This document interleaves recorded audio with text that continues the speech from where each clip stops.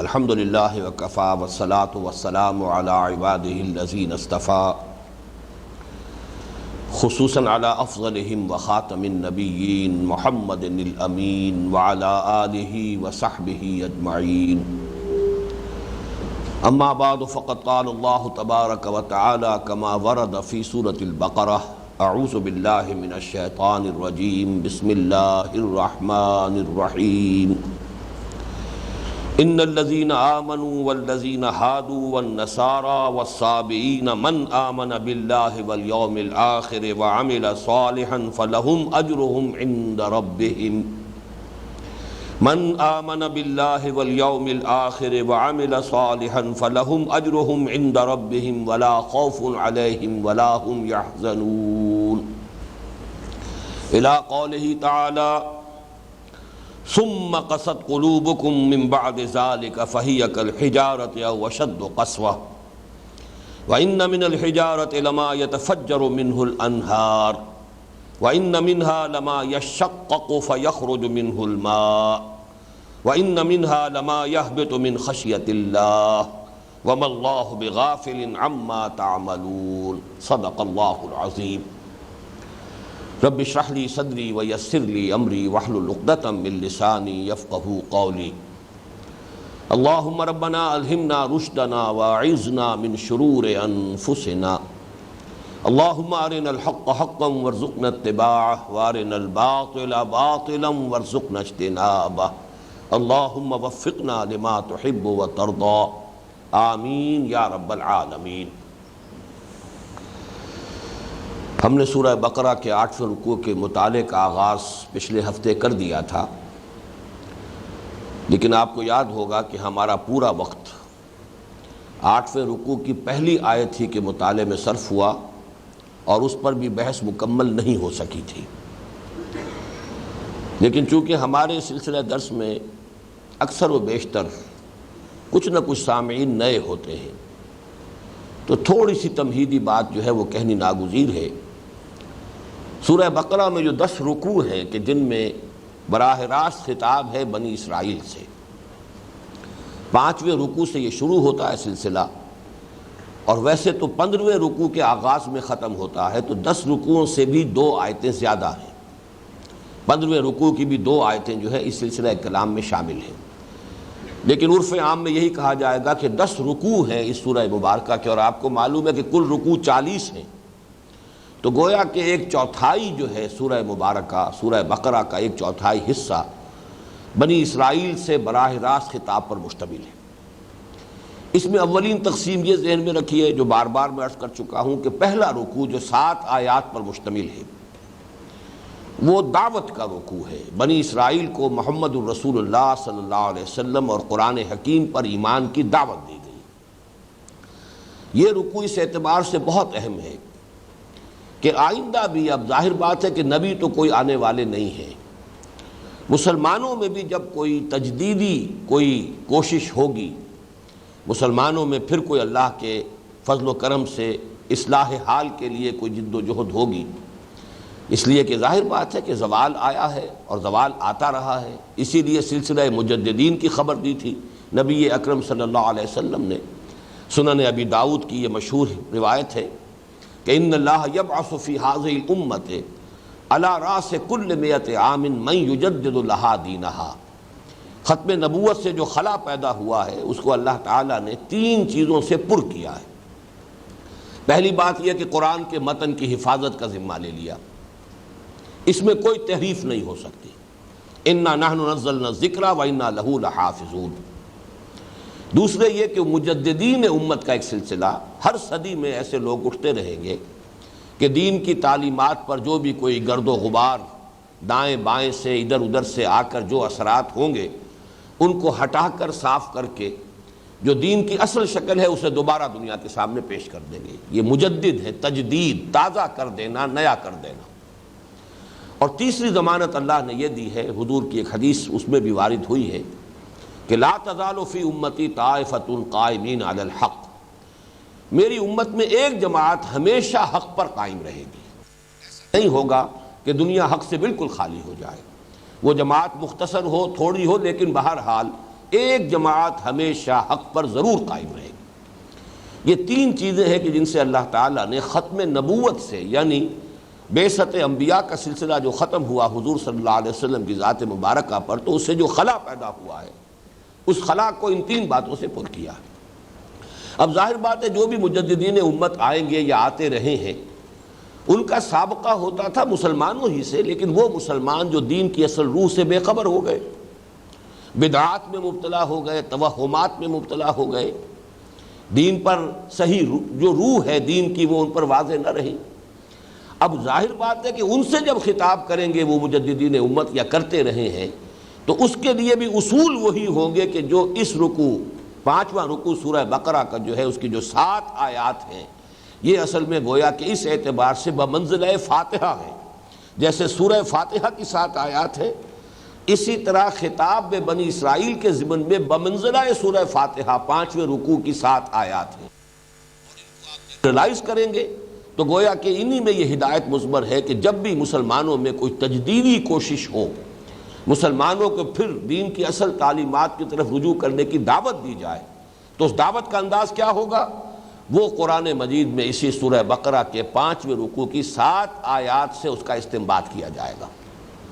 تو 10 رکوعوں میں سے ایک رکوع جو ہے 7 آیات پر مشتمل، اس کو علیحدہ کر لیجئے۔ بقیہ 9 رکوع جو ہیں ان کے لیے اصطلاح میں استعمال کرتا رہا ہوں، یہ ملامت کے رکوع ہیں۔ ان میں ان کے جرائم کی فہرست دی گئی ہے، ان کی عملی گمراہیاں اور ان کی اعتقادی گمراہیاں، نظریاتی گمراہیاں، ان کی فہرست دی گئی ہے، اور جس کی پاداش میں گویا کہ وہ معزول کیے گئے اس منصب سے جس پر وہ 2000 برس تک فائز رہے۔ اس لیے کہ تورات جب عطا ہوئی ہے بنی اسرائیل کو تو یہ تقریباً 1400 قبل مسیح کا واقعہ ہے، اور قرآن مجید کا نزول شروع ہو رہا ہے 610 عیسوی میں، تو پورے 2000 برس کا فصل ہے بعثت محمدی صلی اللہ علیہ وسلم اور نزول تورات کے مابین۔ تو 2000 برس تک یہ امت جو ہے یہ اس روئے ارضی پر اللہ کی نمائندہ رہی ہے۔ دین خدابندی انہی کے پاس تھا، شریعت خدابندی کے حامل یہی تھے، کتابیں انہی کو دی گئی، ایک نہیں کئی کتابیں، تورات دی گئی، زبور دی گئی، انجیل دی گئی، یہ تو 3 تو کتابیں ہیں باقاعدہ۔ اس کے علاوہ ہر نبی کے لیے صحیفے ہیں، ہر نبی پر وحی آتی رہی ہے۔ چنانچہ اولڈ ٹیسٹمنٹ میں آپ دیکھتے ہیں نہ معلوم کتنے انبیاء کی کتابیں ہیں۔ بہرحال یہ جو وہاں سے اس منصب سے معزول کیے گئے تو گویا کہ فرد جرم ہے وہ کہ جو عائد کی گئی ہے ان پر، اور یہ 9 رکوعوں پر پھیلی ہوئی۔ اس میں ایک تقسیم میں نے پہلی مرتبہ اس کا تذکرہ کیا تھا پچھلے اپنے درس میں۔ ان 9 رکوعوں میں بھی پہلے 2 رکوع اس اعتبار سے ذرا مختلف مزاج کے ہیں، یعنی 6واں اور 7واں، کہ ایک تو یہ کہ ان میں صرف واقعاتی انداز میں بات ہو رہی ہے، جنرلائز نہیں کیا جا رہا، یعنی تاریخ بنی اسرائیل کے کچھ واقعات کا پے بپے تذکرہ ہوا 6 اور 7 رکوع میں، اور پھر یہ کہ شروع میں وہ آیت آئی یا بنی اسرائیل اذکروا نعمتی التی انعمت علیکم وانی فضلتکم علی العالمین،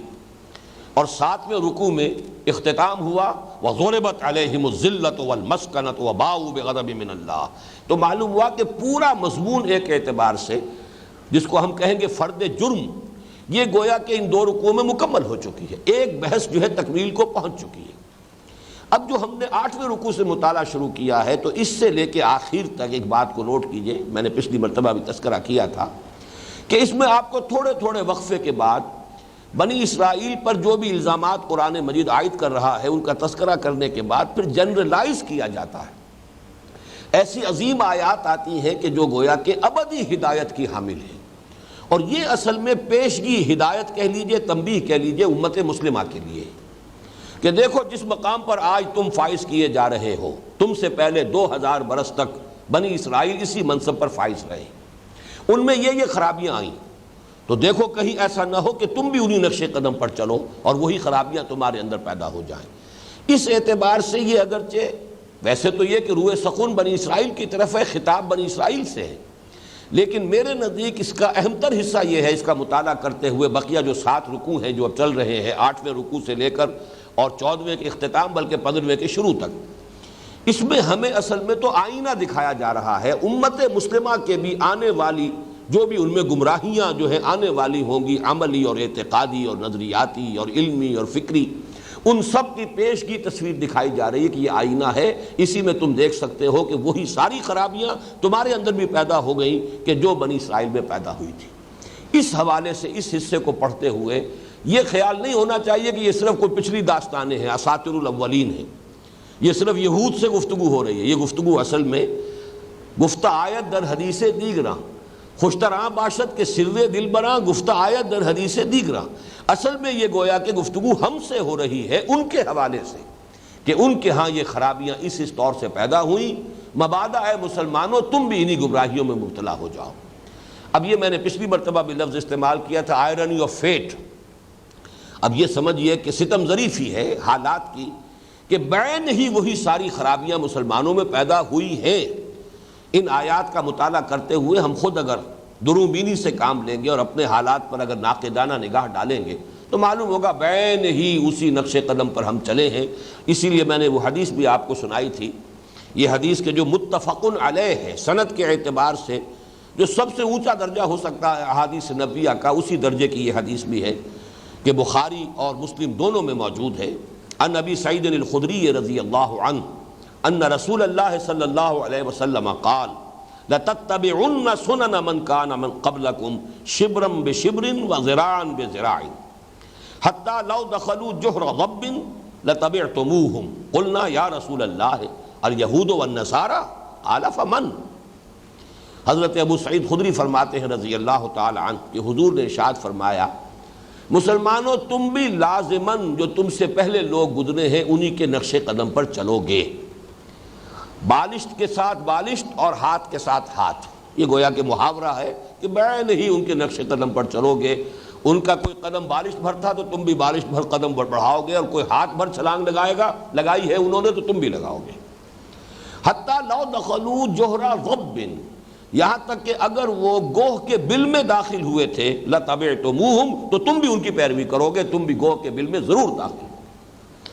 قلنا یا رسول اللہ، حضرت ابو سعید خدری فرماتے ہیں کہ ہم نے اس پر عرض کیا اللہ کے رسول کیا آپ کی مراد یہود اور نصارہ ہے؟ یا رسول اللہ الیہود والنصارى قال فمن، آپ نے فرمایا وہ نہیں تو اور کون؟ وہی سابقہ امت مسلمہ ہے، اس لیے کہ نصارہ کی علیحدہ حیثیت نہیں ہے، وہ تو وہی سلسلہ بنی اسرائیل جو ہے امت وہی ہے۔ اسی لیے انجیل میں آپ کو معلوم ہے کوئی نئی شریعت نہیں ہے، وہی شریعت موسوی، بلکہ متی کی انجیل میں حضرت مسیح علیہ السلام کے الفاظ موجود ہیں کہ یہ نہ سمجھنا کہ میں شریعت ختم کرنے آیا ہوں، شریعت موسوی تم پر لاگو رہے گی۔ یہ تو سینٹ پال نے اسے منسوخ کیا ہے۔ تو آج کی جو یہ عیسائیت ہے یہ اصل میں حضرت مسیح کی طرف اس کی نسبت ہی غلط ہے، یہ پالزم ہے،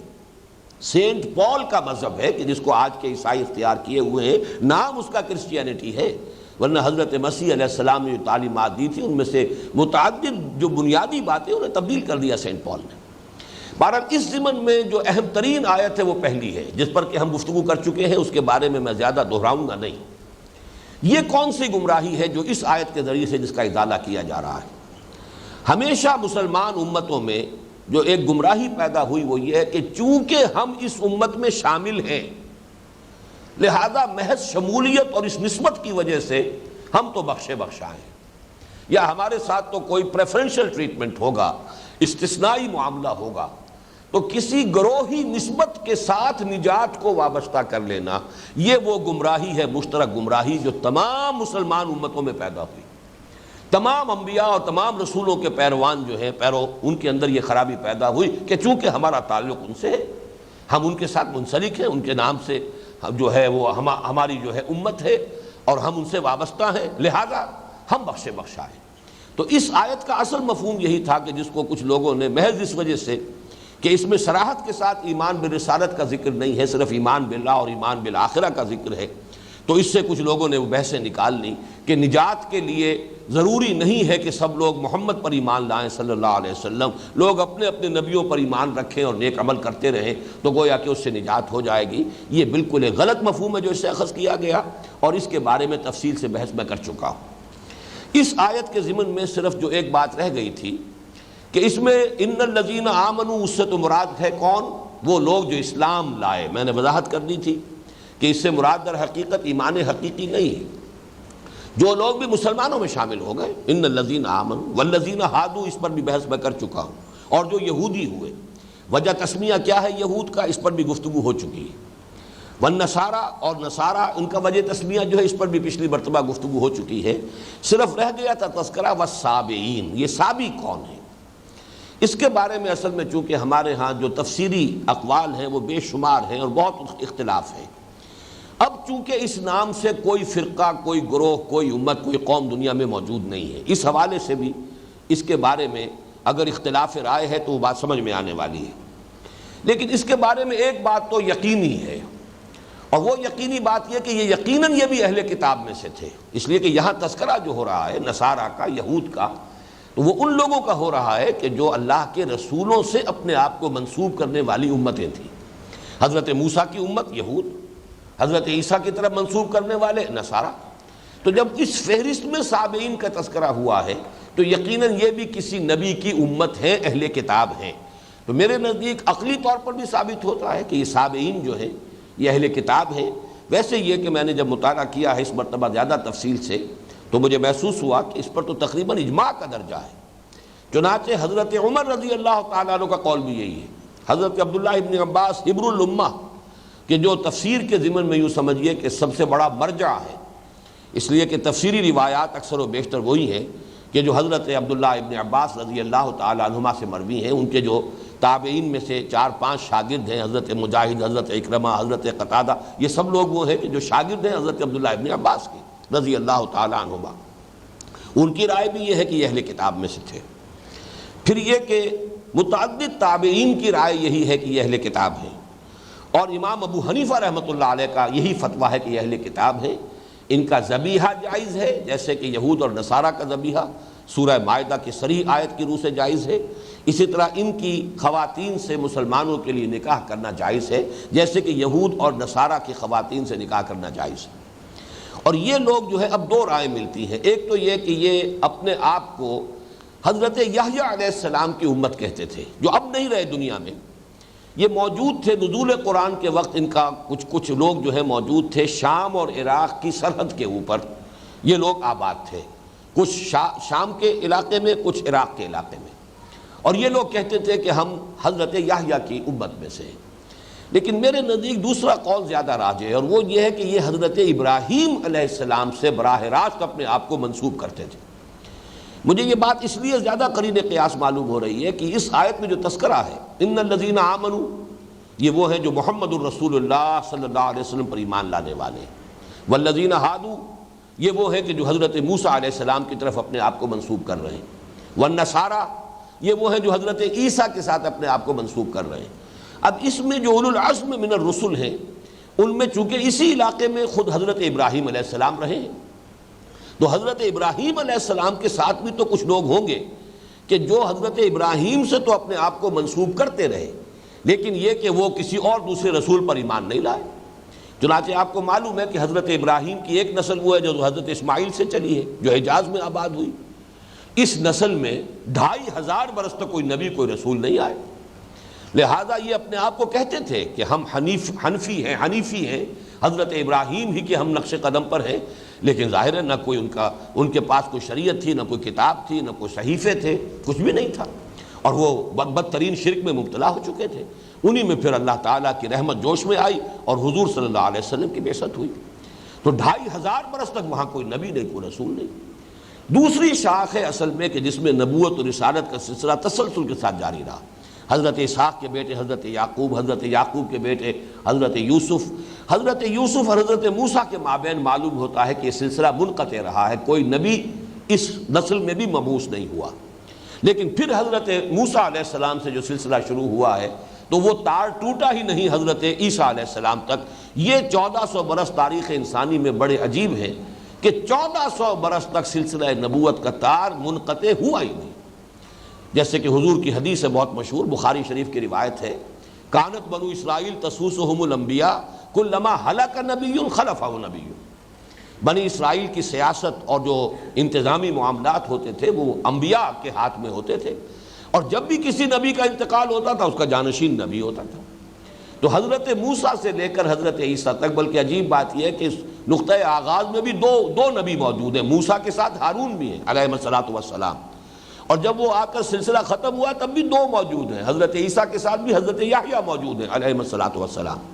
تو یہ تو ایک بڑا یونیک فنومینن ہے، لیکن آپ کو معلوم ہے کہ حضرت ابراہیم کی ایک تیسری اہلیہ بھی تھی، اور ان کی نسل ہے بنی قطورہ کہلاتی۔ ان کی بھی کافی اولاد تھی، ان میں سے صرف ایک شاخ میں تو ہمیں معلوم ہے مدین یا مدیان جو ان کے بیٹے تھے حضرت ابراہیم کے، تیسری اپنی زوجہ محترمہ حضرت قطورہ سے، ان میں حضرت شعیب علیہ الصلوۃ والسلام کی بعثت ہوئی ہے۔ لیکن بقیہ جو ان کی اولاد تھی وہ یہی اسی علاقے میں کہیں آباد ہوئی، اور اس میں یقیناً جب کوئی نبی اور نہیں آئے، یا تو نہیں آئے یا قرآن مجید میں ان کا تذکرہ نہیں، تو ان میں جو لوگ رہے ہوں گے میں یہ سمجھتا ہوں کہ وہ سابعین ہیں کہ جو حضرت ابراہیم کی طرف تو اپنے آپ کو منسوب کرتے رہے، اور یہ وہی علاقہ ہے عراق اور شام کی سرحد پر۔ یہاں پر چونکہ وہاں پر زیادہ تر جو علاقہ ہے وہ تو پھر حضرت اسحاق کی نسل جب واپس آئے ہیں مصر سے ایکسوڈس کے بعد، تو فلسطین میں تو ان کی حکومت قائم ہو گئی۔ تو حضرت ابراہیم کی یہ تیسری نسل جو ہے اس سے جو منسلک لوگ تھے، ان کے جو لوگ تھے وہ ظاہر بات ہے ذرا ہٹ کر پھر عراق اور شام کے اس علاقے کے اندر سرحدی علاقوں میں آباد ہو گئے، اور میں سمجھتا ہوں کہ سابعین سے مراد وہی ہے۔ بہرحال یہ تھوڑی سی گفتگو میں چاہتا تھا سابعین کے بارے میں۔ اب آگے چلیے، ہم اس رکوع کا مطالعہ آگے کر رہے ہیں۔ باقی اس آیت کا اصل مفہوم کیا ہے؟ یقیناً ان الذین آمنوا، یقیناً وہ لوگ جو اسلام لائے، والذین ہادوا، اور جو یہودی ہوئے، والنصارى، اور جو نصرانی ہوئے، والسابعین، اور جو سابی رہے، من آمن باللہ، ان میں سے جو بھی ایمان لایا اللہ پر۔ اور یہاں پر اگر تھوڑے سے دو الفاظ کا اضافہ کر لیں، ان میں سے جو بھی اپنے اپنے وقت میں، اپنے اپنے دور میں، یہ دور جب تک حضرت مسیح نہیں آئے یہ دور حضرت موسیٰ علیہ السلام کا چلا آ رہا ہے، اس میں جس نے بھی جو بھی یہودی تھے وہ اگر ایمان حقیقی سے بہرہ ور ہے، اللہ پر آخرت پر ایمان درست ہے، عمل صحیح ہے، تو ان کے لیے نہ کوئی خوف ہے نہ حزن ہے، لہم اجرہم عند ربہم۔ حضرت مسیح کی بعثت کے بعد حضور تک 600 برس یہ حضرت مسیح کا دور ہے۔ اس دوران میں جو بھی حضرت مسیح پر ایمان رکھتا تھا اور اللہ پر اور آخرت پر اس کا ایمان صحیح تھا، عمل درست تھے، لہم اجرہم عند ربہم ولا خوف علیہم ولا هم یحزنون۔ گویا کہ محض ان کے ساتھ منسوب ہونا نجات کی ضمانت نہیں ہے، بلکہ اپنے اپنے رسولوں کے ساتھ نسبت کے ساتھ ساتھ اللہ اور آخرت پر صحیح ایمان، جس کے نتیجے میں عمل درست ہو جائے، یہ اصل شرط ہے۔ یہ بنائے نجات جو ہے وہ ایمان اور عمل صالح ہے۔ کسی گروہ کے ساتھ یا کسی شخصیت کے ساتھ وابستگی، کسی امت میں شامل ہونا، یہ نجات کی ضمانت نہیں۔ یہ اصل میں اس آیہ مبارکہ کا جو اصل حاصل ہے، لب لباب ہے۔ اب آگے چلیے، وَإِذْ أَخَذْنَا مِيثَاقَكُمْ وَرَفَعْنَا فَوْقَكُمُ الطُّورَ، اور یاد کرو جب کہ ہم نے تم سے عہد لیا تھا۔ میثاق، وثق کہتے ہیں کسی شے کو مضبوط کر لینا، اسی سے توثیق بھی آتی ہے، اردو زبان میں بھی استعمال ہوتا ہے میثاق، اور یہ موثاق اصل میں ہے، تو اس میں در حقیقت نتیجہ نکلتا ہے وہ شے کہ جو باندھ لے، یہ آلہ، اس میں آلہ بن گیا، اس میں آلہ ہے، موثاق باندھ لینے والی شے۔ تو اذ اخذنا میثاقکم، اس لیے کہ معاہدہ جو ہوتا ہے وہ در حقیقت دو فریقوں کو جکڑ لیتا ہے، آپس میں باندھ دیتا ہے۔ وَإِذْ أَخَذْنَا مِيثَاقَكُمْ، اور یاد کرو اے بنی اسرائیل جب کہ ہم نے تم سے تمہارا عہد لیا، وَرَفَعْنَا فَوْقَكُمُ الطُّورَ، اور ہم نے تم پر پہاڑ کو اٹھا دیا، خُذُوا مَا آتَيْنَاكُمْ بِقُوَّةٍ، تھامو مضبوطی کے ساتھ جو کچھ ہم نے تمہیں دیا ہے، خُذُوا لو، تھامو پکڑو، ما آتیناکم جو کچھ ہم نے تمہیں دیا ہے، بقوت طاقت کے ساتھ، وَاذْكُرُوا مَا فِيهِ، اور یاد رکھو اس کو جو کچھ اس میں ہے، لعلکم تتقون، تاکہ تم نجات پاؤ، تاکہ تم بچ جاؤ، تاکہ تم متقی بن جاؤ۔ اس پر گفتگو بعد میں ہم کریں گے۔ یہ اصل میں اس واقعے کا تذکرہ ہو رہا ہے جب کہ تورات حضرت موسیٰ علیہ السلام کو دے دی گئی۔ اس کے بعد کے بعض مواقع جو ہے، واقعات جو ہے وہ تو 7ویں رکوع میں آ چکے ہیں، لیکن یہ کہ اب جو تذکرہ ہو رہا ہے کہ آخر کار اللہ تعالیٰ نے پھر جب وہ تورات دے کر پھر ایک قول و قرار دیا ہے بنی اسرائیل سے، اور یہ اس وقت دامن طور میں اس وقت ان کا ڈیرا تھا۔ مصر سے نکلنے کے بعد جو بھی یہ صحرائے سینا کے اندر، یوں سمجھیے کہ سینائی پیننسولا جو ہے یہ ٹرائنگل ہے، جیسے ہندوستان جو ہے جنوبی ہند وہ ایک ٹرائنگل بن جاتا ہے، تو جیسے اس کی لوئسٹ ٹپ ہے اسی طریقے سے یہ جو ایک جزیرہ نما کہہ لیجئے، اور سینائی پیننسولا جو ہے اس کی جو جنوبی ٹپ ہے، یہاں پر وہ کوہ طور ہے۔ یہاں پر پڑاؤ رہا ہے، اور یہیں سے پھر بلائے گئے تھے حضرت موسیٰ علیہ السلام طور پر، اور وہاں پھر تورات انہیں دی گئی، واپس آئے ہیں۔ اب اس کے بعد جب قول و قرار ہو رہا ہے، اس لیے کہ تورات دی گئی حضرت موسیٰ علیہ السلام کو، لیکن اصل میں تو دی گئی ہے بنی اسرائیل کے لیے۔ اب ان سے قول و قرار لیا جا رہا ہے کہ تم اس کی پابندی کرو گے، مضبوطی سے تھامو گے، اس شریعت کو جو ہے اپنی زندگی میں لاگو کرو گے۔ اس قول و قرار کے وقت اللہ تعالیٰ نے خاص جو ہے شکل یہ کی کہ ایک رعب پیدا کرنے کے لیے، ان کے دلوں کے اندر خشیت پیدا کرنے کے لیے پہاڑ کو ان کے سروں پر بلند کر دیا۔ یہ معاملہ ذرا میں چاہتا تھا، وہ بات رہ گئی کہ ایک اصولی بات میں یہاں، چونکہ آج کے درس میں کئی واقعات آئیں گے جو خرق عادت ہیں، عام طور پر ہونے والی باتیں نہیں ہیں۔ پورے پہاڑ کو لوگوں کے سروں پر اٹھا دینا، انسانوں کو بندروں کی شکل میں مشق کر دینا، یا جیسے آگے ایک واقعہ آئے گا کہ ایک مقتول کو ایک تھوڑی دیر کے لیے زندہ کر دینا تاکہ وہ اپنے قاتل کا پتہ بتا دے۔ یہ سارے واقعات وہ ہیں کہ جو خرق عادت جنہیں ہم کہتے ہیں۔ عام طور پر ایک لفظ ہمارے ہاں معجزے کا استعمال ہوتا ہے، لیکن معجزہ جو ہے وہ ایک خاص قسم کا خرق عادت ہے۔ عادت سے مراد ہے جو نیچرل لاز ہیں اس دنیا کے، جو گورن کر رہے ہیں، فزیکل کیمیکل لاز جس سے یہ دنیا چل رہی ہے، لاز آف دی نیچر۔ جہاں کہیں بھی وہ لا آف دی نیچر کے خلاف کوئی کام ہو رہا ہے، جیسے کہ پانی اپنی سطح برقرار رکھتا ہے، یہ لا آف دی نیچر ہے، لیکن یہ کہ حضرت موسیٰ کا عصا جو ہے سمندر پر پڑا اور دریا جو ہے یا سمندر پھٹ گیا، دو حصوں کے اندر بالکل دو ٹینوں کی طرح دو حصے کھڑے ہو گئے۔ یہ خرق عادت ہے۔ خرق کے معنی پھاڑ دینا، کاٹ دینا، توڑ دینا۔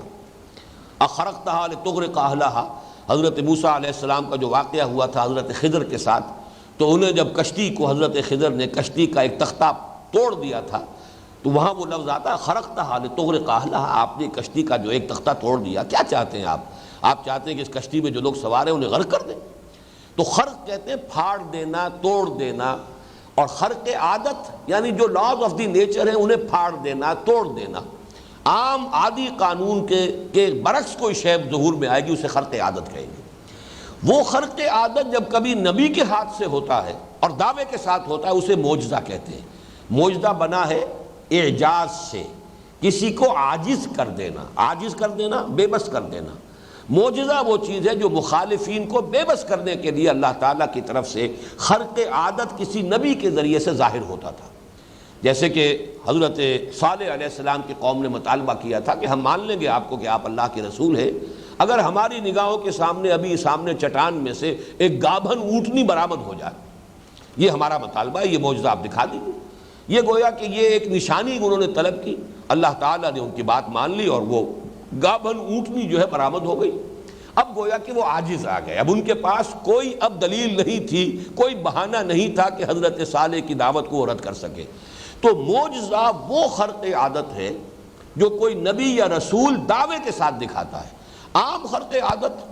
عام لوگوں کے ذریعے سے بھی اللہ تعالیٰ کبھی کبھی، جنہیں ہم کرامات کہتے ہیں، اللہ تعالیٰ اپنے نیک بندوں کے ذریعے سے بعض اوقات ایسی چیز ظاہر کروا دیتے ہیں کہ جو عام حالات میں سمجھ میں نہیں آتی، اس کی کوئی توجیہ ممکن نہیں ہے، تو اس کو کسی بھی غیر نبی کے لیے اسے کرامات کہا جاتا ہے۔ وہ کرامت ہے، اللہ تعالیٰ کسی کی عزت اور اعزاز کے لیے اس کے ذریعے سے کوئی ایسی شے ظاہر کر دے، لیکن اس میں کبھی دعویٰ نہیں ہوگا، اس لیے کہ وہ جو نبی کا معاملہ ہوتا ہے وہ تو پھر مطالبے کے مطابق اور دعوے کے ساتھ کہ یہ میں جو پیش کر رہا ہوں، جیسے کہ حضرت موسیٰ علیہ السلام نے دعوے کے ساتھ دو نشانیاں پیش کی، اپنا عصا ہے اور اپنا وہ جو آپ کا دست مبارک جو ہے وہ ید بیضا اور عصا موسیٰ، یہ دو معجزے، یہاں تک کہ مقابلہ کرنے کا معاملہ ہوا ہے اور جادوگروں سے آپ نے مقابلہ کیا، وہ دعوے کے ساتھ ہوتا ہے۔ لیکن اولیاء اللہ کی کرامات میں کہیں کوئی دعویٰ نہیں ہوتا، کہیں وہ یہ نہیں کہتے کہ یہ ہم نے اپنے اختیار سے کیا، یا دعوے کے ساتھ ہم اس کو پیش کر رہے ہیں۔ بہرحال یہ جو خرق عادت کے واقعات آ رہے ہیں بنی اسرائیل کی تاریخ میں، تو ہمارے جدید مفسرین کا رجحان میں نے یہ دیکھا ہے کہ وہ ان کی کسی نہ کسی طرح سے کوشش کرتے ہیں کوئی ایسی تعویل ہو جائے کہ جو عام جو فزیکل لاز ہیں ان کے مطابق نظر آئے، اس سے ہٹ کر نظر نہ آئے۔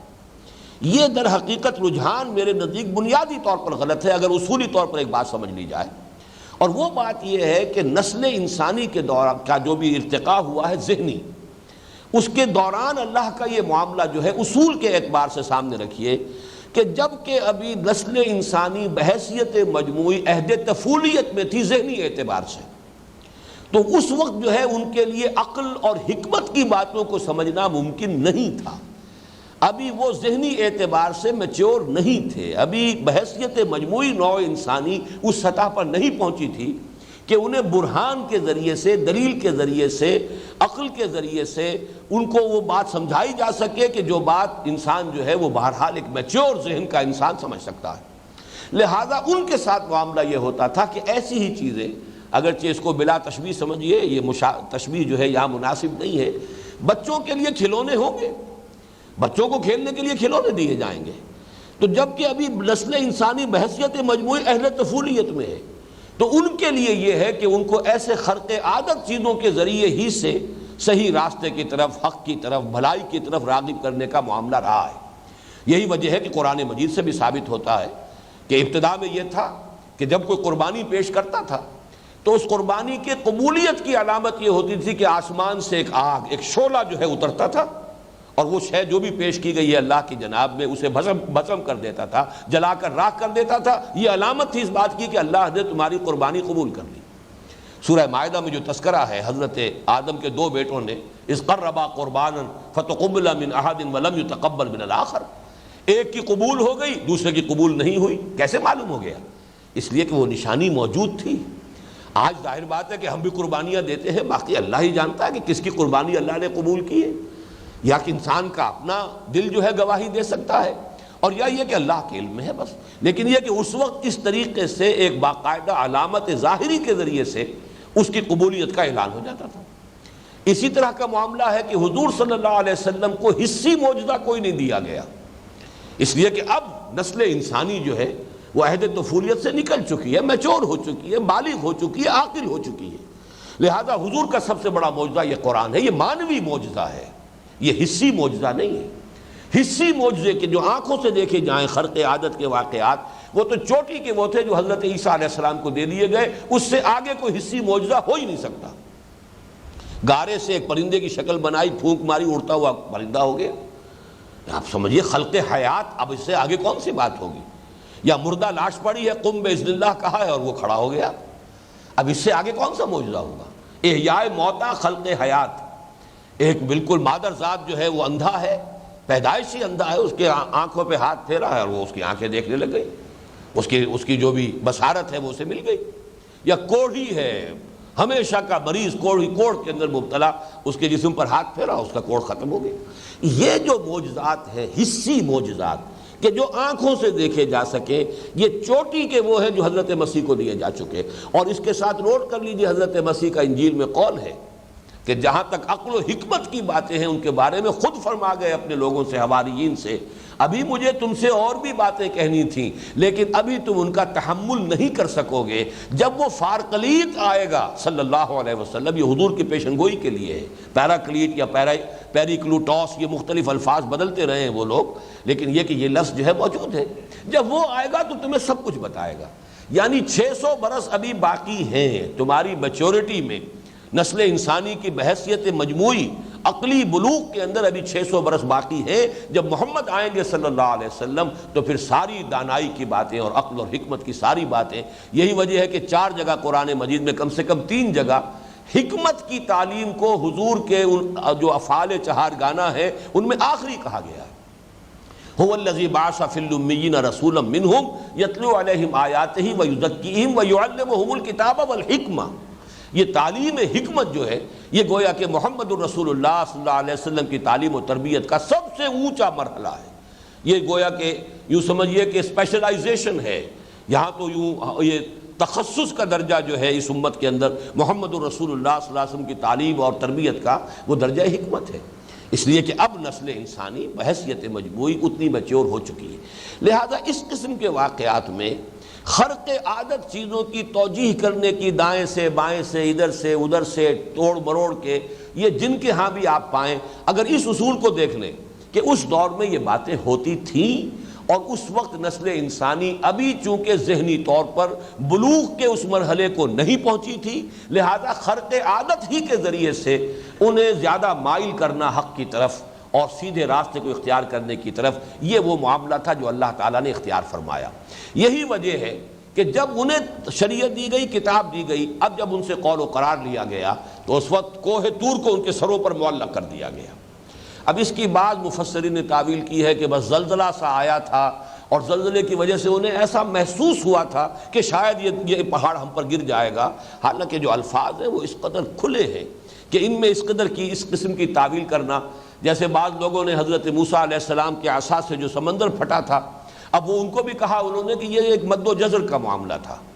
جیسے کہ جوار بھاٹا ہوتا ہے، اتار چڑھاؤ ہوتا ہے۔ جب حضرت موسیٰ اور ان کی قوم آئے وہاں ساحل پر تو وہ سمندر اترا ہوا تھا، خشکی نکلی ہوئی تھی، وہ پار کر گئے، لیکن جب فرعون اور اس کا لشکر آئے تو اب وہ جو ہے وہ مد پر تھا، وہ جزر کے بجائے اب مد پر آ گیا تھا، غرق ہو گئے۔ لیکن یہ توجیہ کرنا، جبکہ قرآن مجید کے الفاظ یہ ہیں فَانْفَلَقَ الْبَحْرُ فَكَانَ كُلُّ فِرْقٍ كَالطَّوْدِ الْعَظِيمِ، سمندر پھٹ گیا اور ہر حصہ ایسے ہو گیا جیسے کہ ایک چٹان کے مانند کھڑا ہو۔ یہ الفاظ ہیں قرآن کے۔ اب یہ الفاظ اس تعویل کے متحمل نہیں ہیں۔ اسی طریقے سے یہ الفاظ جو ہیں وَإِذْ أَخَذْنَا مِيثَاقَكُمْ وَرَفَعْنَا فَوْقَكُمُ الطُّورَ، ہم نے اٹھا دیا تمہارے سروں کے اوپر پہاڑ کو، خُذُوا مَا آتَيْنَاكُمْ بِقُوَّةٍ، اور ہم نے کہا ان سے کہ اب پکڑو اس کو مضبوطی کے ساتھ، تھامو اسے، تمسک اس کے ساتھ تمہارا تمسک ہونا چاہیے، وَاذْكُرُوا مَا فِيهِ، اور اس کتاب جو تمہیں دی جا رہی ہے تورات، یاد رکھو اسے، مستحضر رکھو اسے حرز جان بناؤ، اسی کے مطابق تمہیں عمل کرنا ہے، لعلکم تتقون، تاکہ تم بچ سکو یا تم تقوی کی روش اختیار کر سکو۔ یہ بات بھی نوٹ کیجئے، قرآن مجید میں جیسا کہ بارہا میں نے کہا ہے، اہم مضامین کم سے کم 2 جگہ ضرور آئیں گے۔ اب دیکھیے اس کی مثال نوٹ کر لیجئے، یہی مضمون سورہ اعراف کی آیت نمبر 171 میں آیا ہے، وہاں ہے وَإِذْ نَتَقْنَا الْجَبَلَ فَوْقَهُمْ، جبکہ ہم نے اٹھا لیا پہاڑ کو ان کے اوپر، كَأَنَّهُ ذُلَّةٌ، جیسے کہ سائبان ہو۔ اب دیکھیے یہاں جیسے وہ آیت ہے كَانَ كُلُّ فِرْقٍ كَالطَّوْدِ الْعَظِيمِ، دونوں حصے سمندر کے ایسے ہو گئے جیسے کہ چٹانیں ہیں بڑی بڑی، چٹانوں کی طرح وہ سمندر جو ہے وہ پانی منجمد کر دیا اللہ تعالیٰ نے، اس کو قدرت حاصل ہے۔ اصولی بات تو یہ ہے کہ یہ قوانین فطرت اللہ کے بنائے ہوئے ہیں، ان کو بنا کر اللہ تعالیٰ جو ہے معطل نہیں ہو گیا، اس کی قدرت جو ہے سلب نہیں ہو گئی، وہ یہ نہیں ہے کہ ہمیشہ کے لیے پابند ہو گیا اپنے قانون کا، وہ جب چاہے قانون توڑ کر اپنے خصوصی اختیار سے جو چاہے ظاہر کر دے، جو چاہے جو اس کا جو ہے ظہور فرما دے۔ اس اصول کو جان لیجئے تو پھر یہ کہ کہیں الجھن نہیں ہوگی۔ وہاں بھی اسی لیے اس تعویل کا راستہ روک دیا، کان کل فرق کالطود العظیم، دونوں حصے ایسے ہو گئے جیسے کہ بڑی چٹانیں ہوں۔ اب یہاں بھی دیکھیے وَإِذْ نَتَقْنَا الْجَبَلَ فَوْقَهُمْ كَأَنَّهُ ظُلَّةٌ، جبکہ اٹھا لیا ہم نے ان کے اوپر پہاڑ کو بالکل ایسے جیسے سائبان ہوتا ہے۔ اب اس کے لیے تعبیر کرنا کہ زلزلہ تھا اور زلزلے میں تو محسوس ہی ایسے ہوتا ہے کہ جیسے کوئی شے تمہارے اوپر گر پڑے گی، ابھی دیوار آ پڑے گی، چھت گر جائے گی، تو یہ ساری تعویلات در حقیقت اس ایک اصول کو پہلے سمجھ لیں کہ یہ نسل انسانی کے عہد طفولیت کا تذکرہ ہو رہا ہے۔ اس وقت قدم قدم پر خرق عادت ہوتا تھا، قدم قدم پر اللہ تعالیٰ اپنے قوانین طبیعی کو توڑ کر اپنی قدرت کا اظہار فرماتا تھا۔ تو اگر اس اصول کو ایک دفعہ انسان تسلیم کر لے گا تو پھر بار بار جو ہے اسے خامخواہ تردد کی ضرورت پیش نہیں آئے گی۔ اب یہاں تتقون کا جو ہے یہ آیت پوری سن لیجئے، سورہ اعراف کی آیت نمبر 171، وَإِذْ نَتَقْنَا الْجَبَلَ فَوْقَهُمْ كَأَنَّهُ ذُلَّةٌ وَظَنُّوا أَنَّهُ واقع بِهِمْ، اور انہیں یقین ہو گیا کہ گرا چاہتا ہے ان کے اوپر۔ خُذُوا مَا آتَيْنَاكُمْ بِقُوَّةٍ، بالکل وہی الفاظ جو یہاں آئے ہیں وہی الفاظ وہاں ہیں، خُذُوا مَا آتَيْنَاكُمْ بِقُوَّةٍ، تھامو مضبوطی کے ساتھ جو ہم نے تمہیں دیا ہے، یہ کتاب دی ہے، شریعت دی ہے، اسے مضبوطی کے ساتھ تھامو۔ وَاذْكُرُوا مَا فِيهِ لَعَلَّكُمْ تَتَّقُونَ، اور اب اس کو یاد رکھو، حرز جان بناؤ، مستحضر رکھو جو اس میں ہے تاکہ تم بچ سکو۔ تتقون کا اصل میں لفظی مفہوم تو یہی ہے، وقا یقی کے معنی ہے بچنا، وقنا عذاب النار، قنا اصل میں ہے یہ، تو اس سے ہے بچا لے اللہ ہمیں آگ کے عذاب سے۔ تتقون کا ترجمہ تاکہ تم بچ سکو،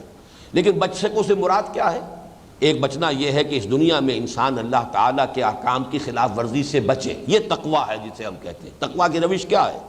اللہ کے احکام کو نہ توڑا جائے، اللہ کے فرامین جو ہے ان کی پابندی کی جائے، بچ بچ کر پھونک پھونک کر قدم رکھا جائے، زندگی کے کسی معاملے میں بھی کوئی ایسا قدم میں نہ اٹھا بیٹھوں کہ جس سے میرا پروردگار ناراض ہو جائے، تو یہ تقویٰ کی عملی روش ہے، بچنا پیش نظر ہے۔ اور تقویٰ سے مراد یہ بھی ہے تاکہ تم اللہ کے عذاب سے بچ سکو۔ اللہ کی گرفت سے بچ سکو۔ اگر یہ روش اختیار کرو گے تو دنیا میں بھی اللہ کے عذاب سے بچو گے اور آخرت میں بھی اخروی عذاب سے بچ جاؤ گے۔ تو یہ دونوں ترجمے ہو سکتے ہیں، تاکہ تم تقویٰ کی روش اختیار کر سکو، یا یہ کہ اس سب کا جو اصل مقصود ہے تاکہ تم اللہ کی ناراضگی سے، اللہ کی گرفت سے، اللہ کے عذاب سے، اللہ کی سزا سے بچ جاؤ۔ ثم تولیتم من بعد ذلک، پھر تم نے روگردانی کی، پیٹھ موڑ لی، اس کے بعد تم نے قول و قرار کیا، ہمارے ساتھ معاہدہ کیا۔ اب یہاں بھی ایک اشکال پیدا ہوتا ہے کہ وہ لوگ جنہوں نے قول و قرار کیا تھا وہ تو مر کھپ چکے، اس وقت تو ان کی جو نسلیں تھیں جو کہ نزول قرآن کے وقت موجود تھی ان سے گفتگو ہو رہی ہے۔ تو یہ بات جو قرآن کہہ رہا ثم تولیتم، مخاطب اس وقت وہ یہودی ہے، وہ بنی اسرائیل ہے کہ جو حضور کے زمانے میں موجود ہیں۔ قول و قرار جنہوں نے کیا تھا وہ تھے جو حضرت موسیٰ کے زمانے میں تھے۔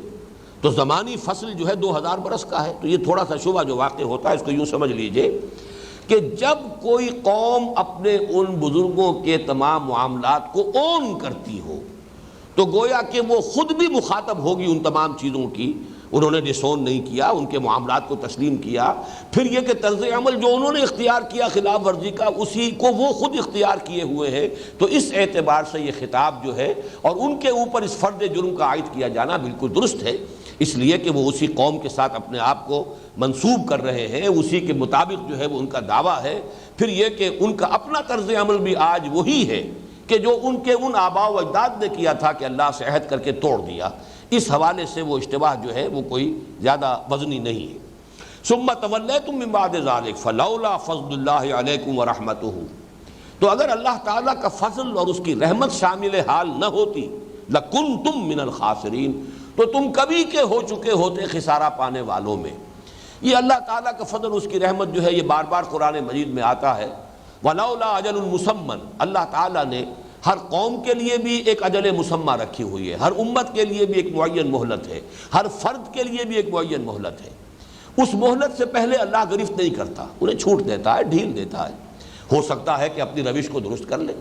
ہو سکتا ہے توبہ کر لے، ہو سکتا ہے لوٹ آئیں۔ اللہ رسی دراز کرتا ہے، بسا اوقات یہ بھی ہوتا ہے کہ اللہ تعالیٰ کی توفیق سے کوئی قوم یا فرد توبہ کر لے، ایسا بھی ہوتا ہے رسی دراز ہونے کی وجہ سے سرکشی میں اور بڑھتے چلے جاتے اور جو بھی ان کے اندر خبث تھا، جو بھی خرابی تھی وہ پوری کی پوری ظاہر ہو جاتی ہے۔ تو اللہ تعالیٰ کی چونکہ سنت معین ہے، اللہ کی طرف سے افراد کی بھی مہلت معین ہے، وہ اجل ہے ہماری اس دنیا کے اندر، جو موت کا وقت آنا ہے اس وقت تک ہر ایک کے لیے کھلی چھوٹ ہے، جو راستہ چاہو اختیار کر لو۔ اسی طرح قوموں کے لیے، اسی طریقے سے امتوں کے لیے وہ اجل معین ہے، اجل مسمى ہے۔ تو یہ اگر اللہ تعالیٰ کی رحمت اور اللہ تعالیٰ کی طرف سے فضل نہ ہوتا تو تمہارے جو کرتوت تھے وہ تو ایسے تھے کہ بہت پہلے تمہاری ہلاکت کا فیصلہ ہو چکا ہوتا، اللہ تعالیٰ کی طرف سے عذاب جو ہے آخری تم پر نازل ہو گیا ہوتا۔ اس میں خاص طور پر ایک بات اور نوٹ کرنے کی ہے، اللہ تعالیٰ نے اس قوم کے ساتھ ایک خاص معاملہ کیا ہے جو سابقہ رسولوں کی قوموں کے ساتھ نہیں ہوا۔ حضرت نوح علیہ السلام کی قوم نے حضرت نوح علیہ السلام کی دعوت کو رد کیا، ان کے نگاہوں کے سامنے قوم ہلاک کر دی گئی، غرق کر دی گئی۔ حضرت ہود علیہ السلام کی قوم نے حضرت ہود کی دعوت کو قبول کرنے سے انکار کیا، ملیا بیٹ کر دی گئی، انہی کی زندگی کے اندر ملیا بیٹ کر دی گئی، انہیں مزید مہلت نہیں دی گئی۔ حضرت صالح کی قوم کا بھی یہی حشر ہوا، حضرت لوط کو بھیجا گیا سدوم اور عامورہ کی بستیوں کی طرف، اس کے رہنے والوں کا یہی حشر ہوا۔ حضرت شعیب علیہ السلام کی قوم جو تھی اس کا یہی حشر ہوا۔ حضرت موسیٰ ان کے ساتھیوں کی نگاہوں کے سامنے آل فرعون جو ہے، فرعون اور آل فرعون غرق کیے گئے۔ لیکن یہود کے ساتھ ایک رعایت ہوئی ہے اللہ کی۔ اللہ تعالیٰ کی یہ رعایت جو ہے اگرچہ اس کا جو نتیجہ نکلنے والا ہے وہ تو جو میری کتاب ہے سابقہ اور موجودہ مسلمان امتوں کا ماضی، حال اور مستقبل، تفصیل سے میں یہ چیزیں لکھ چکا ہوں، لیکن یہ کہ یہ معاملہ کسی اور قوم کے ساتھ نہیں ہوا ہے۔ اب اسے چاہے آپ پریفرنشل ٹریٹمنٹ کہہ لیں، وَأَنِّي فَضَّلْتُكُمْ عَلَى الْعَالَمِينَ کا ایک مظہر یہ بھی ہے کہ اس قوم کو حضرت مسیح علیہ السلام کی بعثت کے بعد ہلاک ہو جانا چاہیے تھا۔ قانون خداوندی یہی رہا، اس لیے کہ حضرت مسیح کے بارے میں صراحت کے ساتھ قرآن میں ہے رسولاً الی بنی اسرائیل، سورہ آل عمران میں پوری وضاحت کے ساتھ کہ انہیں رسول بنا کر بھیجا گیا ہے بنی اسرائیل کی طرف۔ سورہ صف میں بھی ہے وَإِذْ قَالَ عِيسَى ابْنُ مَرْيَمَ يَا بَنِي إِسْرَائِيلَ إِنِّي رَسُولُ اللَّهِ إِلَيْكُمْ مُصَدِّقًا لِمَا بَيْنَ يَدَيَّ مِنَ التَّوْرَاةِ وَمُبَشِّرًا بِرَسُولٍ يَأْتِي مِن بَعْدِي اسْمُهُ أَحْمَدُ۔ تو بنی اسرائیل کی طرف رسول بنا کر حضرت مسیح بھیجے گئے، اور حضرت مسیح کی نہ صرف یہ کہ انہوں نے دعوت قبول نہیں کی بلکہ اپنے بس پڑتے تو انہیں سولی پر چڑھا دیا۔ اس کے باوجود اس قوم کو ہلاک نہیں کیا گیا۔ اب یا تو یہ ایک رعایت ہے، یا یہ کہ بہرحال چونکہ اس کا آخری جو حشر ہونا ہے، اور ایک جو حکمت میرے سامنے آئی ہے وہ میں اپنی اس کتاب میں لکھ چکا ہوں کہ ان کے ہاتھوں اس امت مسلمہ کا جو برتر اور افضل تر حصہ ہے اس کو بدترین سزا دینی مقصود ہے اللہ تعالیٰ کی حکمت میں۔ عربوں کو جو توہین اور تذلیل آج ہو رہی ہے ہماری نگاہوں کے سامنے، کہ جس ریاست کو تسلیم کرنے کے لیے تیار نہیں تھے، نصف صدی ہونے کو آ رہی ہے، اس کے ساتھ بیٹھنے کو تیار نہیں تھے، اس سے گفتگو کرنے کو تیار نہیں تھے، اس کے ہاتھوں 3 مرتبہ پٹائی ہو چکی ہے، اور اب ایک ایک کر کے ہر ملک جو ہے اس کے ساتھ ایک سے دوسرا آگے بڑھ کر، ابھی شاہ حسین صاحب نے جو کچھ کیا وہ تو سب سے آگے نکل گئے، خاموشی اندر ہی اندر وہ ساری دوستی کی پینگیں بڑھا کر، اور وہ تو سرحد ہی گویا کہ کل عدم کر دیے انہوں نے، شرق اردن کے درمیان اسرائیل کے درمیان اب کوئی سرحد نہیں، اوپن آمد و رفت۔ یہ حال ہو رہا ہے اس قوم کے ہاتھوں توحید اور تذلیل کا جو مغضوب علیہم ہے، ضربت علیہم الذلۃ والمسکنۃ وباؤوا بغضب من اللہ۔ اسی کو میں کہتا رہا ہوں کہ یہ جو انگریزی محاورہ ہے to add insult to injury, جس کی مثال بھی میں نے دی ہے کہ یو پی کے علاقوں میں، دیہاتی علاقوں میں ایک دستور تھا کہ جب کسی کو کوئی سزا دیتے تھے، مثلا راجپوت ہے، اب راجپوت کو کہ کوئی بڑا غلط حرکت اس سے سرزد ہو گئی، جوتیاں لگانی ہیں اس کو، تو چمار کے ہاتھوں سے جوتیاں لگواتے تھے تاکہ ایک تو جوتی لگنے کی جو تکلیف ہے وہ ہو، اور ایک یہ کہ چمار کے ہاتھوں جوتی لگ رہی ہے، یہ ہے to add insult to injury والی بات۔ یہ معاملہ اس امت کے افضل حصے کے ساتھ، یعنی عرب افضل ہے، اس میں کوئی شک نہیں، اللہ تعالیٰ نے انہیں فضیلت دی ہے، وہ امیین ہیں، حضور ان میں سے تھے صلی اللہ علیہ وسلم، یہ رتبہ بلند ملا جس کو مل گیا، ہر مدعی کے واسطے دار و رسل کہا، حضور انہی میں سے تھے، پھر ان کی زبان میں یہ کتاب موجود ہے، ہمیں تو چٹائی توڑ تعلیم حاصل کرنی پڑتی اس کتاب کو سمجھنے کے لیے، ان کی مادری زبان میں یہ کتاب موجود ہے، پھر جو ان کے کرتوت ہیں، جو ان کا طرز عمل ہے، ان کا رخ جو ہے جدھر ہے، جس طرح اللہ کی کتاب کو انہوں نے اپنی پیٹھوں کے پیچھے پھینکا ہے، نبذ فریق من الذین اوتوا الکتاب کتاب اللہ وراء ظہورہم، تو اس کی سزا جو ہے آج شاید اسی لیے ان کو باقی رکھا گیا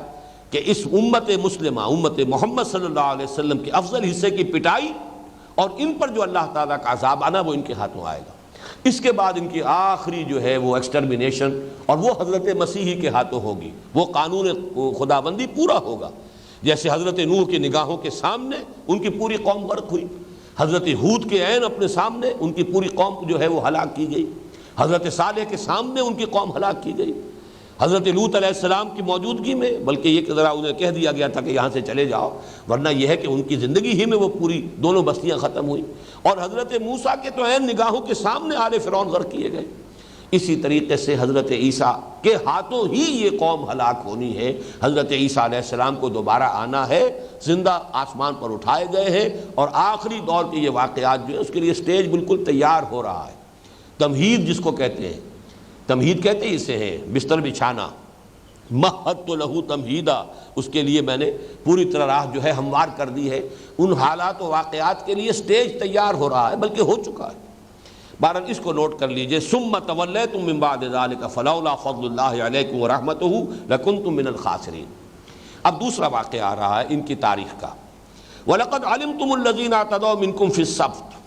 فَقُلْنَا لَهُمْ كُونُوا قِرَدَةً خَاسِئِينَ فَجَعَلْنَاهَا نَكَالًا لِمَا بَيْنَ يَدَيْهَا وَمَا خَلْفَهَا وَمَوْعِظَةً لِلْمُتَّقِينَ۔ اور تم خوب جانتے ہو، وَلَقَدْ عَلِمْتُمْ، یہ اندازہ تم خوب جانتے ہو، یہ واقعہ جو ہے ان کی تاریخ کا معلوم ہوتا ہے کہ بنی اسرائیل میں پوری طرح معروف تھا، مشہور تھا، لوگ جانتے تھے کہ یہ واقعہ ہمارے ایک حصے کے ساتھ، ایک قبیلہ ان کا جو ہے آباد تھا، اور حضرت داؤد علیہ السلام کے عہد کے اندر ہی یہ واقعہ پیش آیا ہے۔ حضرت داؤد کا زمانہ حضرت مسیح سے 1000 برس قبل کا زمانہ ہے۔ اس زمانے میں ان کی بنی اسرائیل کا کوئی ایک قبیلہ آباد تھا جو اب جو شہر ایلات ہے، ایلات یا ایلا یا عقبہ، اسی کا جو ہے صدر ناصر صاحب نے بلاکیڈ کیا تھا، تو 1967 کی جنگ ہوئی تھی۔ 1967 کی عرب اسرائیل جنگ جو ہے کیوں ہوئی، ٹریگر کیوں ہوئی، اس کا واقعہ یہی تھا کہ ایلات کا بلاکیڈ کیا صدر ناصر نے۔ یہ اصل میں اسرائیل کا واحد راستہ تھا کہ جو بحیرہ قلزم سے اسے اس کے پاس جو ساز و سامان آتا تھا، یہ ایک ہی بندرگاہ اس کی تھی، باقی تو بندرگاہیں جو بھی ہیں وہ بحیرہ روم کے ساتھ ہیں، لیکن یہ کہ جنوب کے ٹپ پر جو اس کی تھی، اسرائیل کی بالکل جنوبی سرحد کے ساتھ یہ ایلا یا ایلات کی بندرگاہ ہے، اور اس علاقے میں اس زمانے میں بنی اسرائیل کا ایک قبیلہ آباد تھا، اور چونکہ سمندر کے کنارے رہتے تھے تو ماہی گیری ان کا پیشہ تھا، مچھلیاں پکڑتے تھے، اسی سے ان کی جو ہے وہ گزر بسر ہوتی تھی۔ وہاں انہوں نے پھر سبت کا قانون جب ہے وہ ان کے ہاں تھا بڑا سخت۔ اصل میں تو یہ جان لیجئے کہ اللہ تعالیٰ نے ہفتے کا ایک دن جو مخصوص کیا تھا کہ باقی 6 دن تم اپنے جو بھی دھندے کرتے ہو، کاروبار کرتے ہو، ایک دن ہفتے کا ہماری یاد کے لیے وقف کر لو۔ تو اللہ نے تو یہ دن مقرر کیا تھا جمعے کا، وہی کہ جو پھر آخر میں امت مسلمہ، امت محمد صلی اللہ علیہ وسلم کو پھر وہ نعمت اللہ نے عطا فرما دی۔ لیکن یہودیوں نے شرارت کر کے جمعے کی بجائے اپنے لیے سبت کا دن، ہفتے کا دن اختیار کیا۔ عیسائی اس سے ایک دن اور آگے گئے، انہوں نے اتوار کا دن اختیار کیا۔ بہرحال یہ دن جو ہے ابراہیمی مذاہب میں ان دنوں کا مسئلہ جو ہے اس کی حکمت سمجھ لیجئے۔ حکمت یہ تھی کہ ایک دن ایسا ہو کہ جس میں انسان بالکل یکسو ہو کر، کوئی کاروبار دنیاوی نہ ہو، دنیا کے دھندوں اور بکھیڑوں سے بالکل یکسو ہو کر صرف اللہ کے ساتھ لو لگائیں، جو بھی کتاب اللہ نے دی ہے اس کو پڑھیں، اس کی تلاوت کریں، اس کو سمجھیں سمجھائیں، یا جو بھی نوافل ادا کریں۔ بہرحال وہ دن ان کا دنیاوی دھندوں سے بالکل علیحدہ ہو کر اللہ کی یاد کے لیے خالص ہو جائے۔ اس میں کوئی بھی کاروبار دنیاوی کرنا مطلقاً حرام تھا۔ ہمارے ہاں جمعے کے معاملے میں اللہ نے بہت تخفیف کر دی ہے۔ وہ حرمت کا حکم جو ہے اذان جمعہ سے لے کر اور نماز کے ادا ہونے تک ہے صرف۔ یا ایھا الذین آمنوا اذا نودی للصلاۃ من یوم الجمعۃ فاسعوا الی ذکر اللہ وذروا البیع، چھوڑ دو کاروبار۔ یہ ذروا البیع جو ہے امر کا صیغہ ہے، تو کاروبار دنیاوی مطلقاً حرام ہو جاتا ہے جمعے کے دن، ہمارے ہاں بھی جمعے کی اذان کے ساتھ۔ لیکن فَإِذَا قُضِيَتِ الصَّلَاةُ فَانتَشِرُوا فِي الْأَرْضِ وَابْتَغُوا مِن فَضْلِ اللَّهِ، جب نماز ادا ہو چکے تو اب تم زمین میں منتشر ہو کر اللہ کا فضل تلاش کر سکتے ہو۔ گویا کہ صرف اتنی سی مدت کے لیے وہ حکم اللہ نے آسان کر دیا ہے شریعت محمدی میں، جمعے کے دن صرف اتنے وقت کے لیے کاروبار دنیاوی حرام ہے۔ شریعت موسوی میں یہ پورا دن جو ہے سبت کا یہ حرام مطلق تھا۔ اب بھی جو لوگ پریکٹسنگ یہودی ہیں امریکہ میں، وہ ہفتے کے دن کوئی ٹیلی فون کال بھی ریسیو نہیں کرتے، اس قدر وہ اب بھی پابندی کر رہے ہیں۔ جو بھی پریکٹسنگ ہے، کم تعداد ہے یہودیوں میں کہ جو واقعتاً اپنی شریعت کے اوپر عمل پیرا ہیں، لیکن امریکہ میں خاص طور پر نیو یارک میں، جس کو کچھ لوگ جیو یارک کہتے ہیں اس لیے کہ بڑی کثیر تعداد میں یہودی وہاں آباد ہیں، بڑے بڑے علاقے ایسے ہیں جو ایکسکلوسیولی جو یہودی لوکیلٹیز ہیں،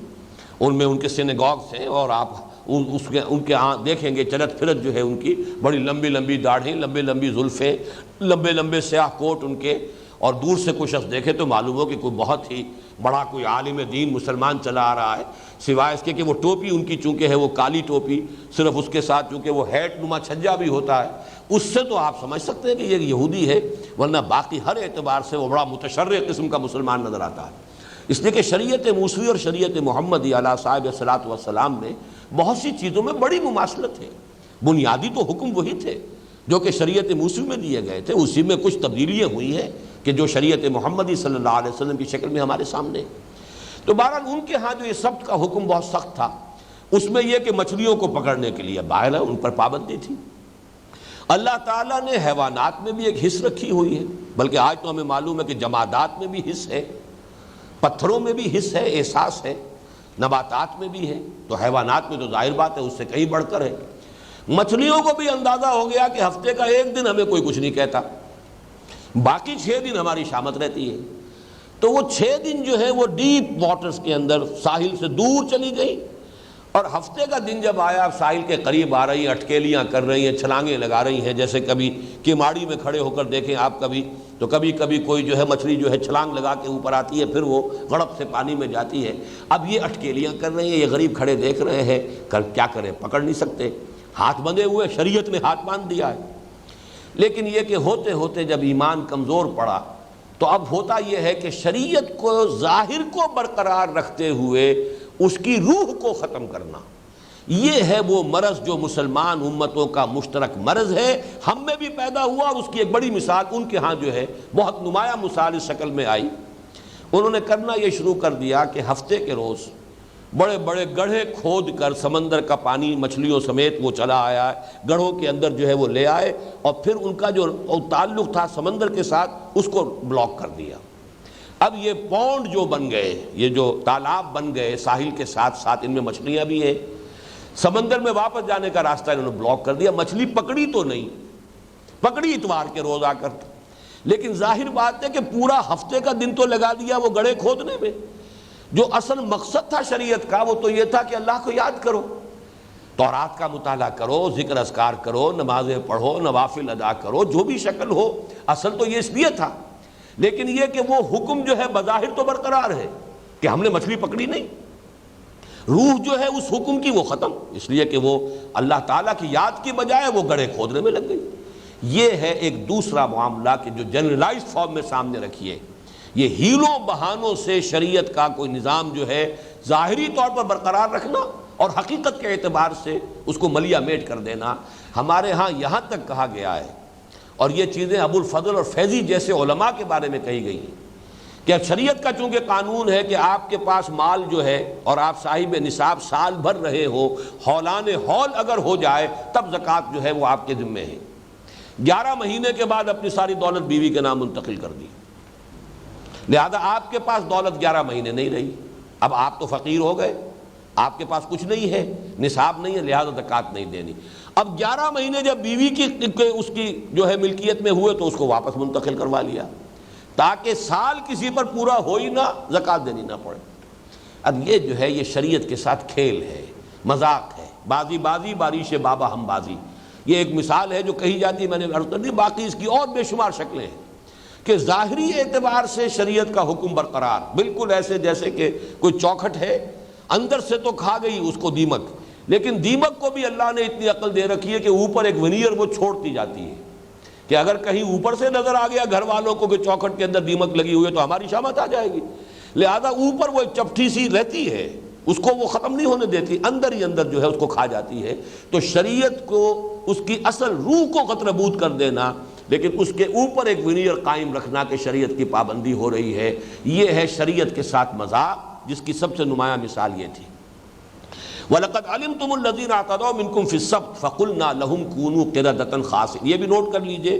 یہ واقعہ ابھی زیادہ تفصیل کے ساتھ سورہ اعراف میں آ چکا ہے، کیوں کہہ رہا ہوں؟ اگرچہ ترتیب مصحف میں تو سورہ اعراف بہت دور ہے ابھی،